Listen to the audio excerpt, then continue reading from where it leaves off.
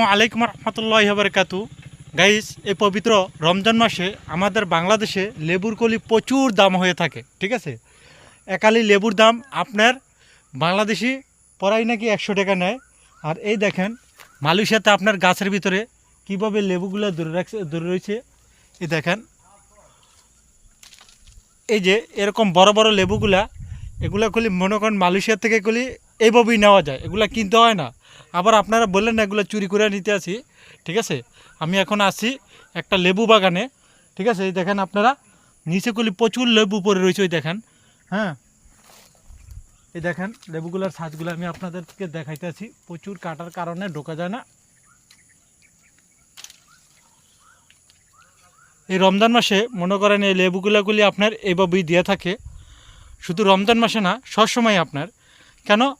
খাওয়ার মানুষ নাই, মনে করেন খাওয়ার মানুষ মালয়েশিয়াতে খুবই সীমিত। আর গাছ ভরা লেবু, এই দেখেন গাছ করলে এটা ছোটো গাছ না, এই দেখেন কত লেবু গাছে ধরে রয়েছে। এই গাছটার ভিতরে আপনার 12 মাস লেবু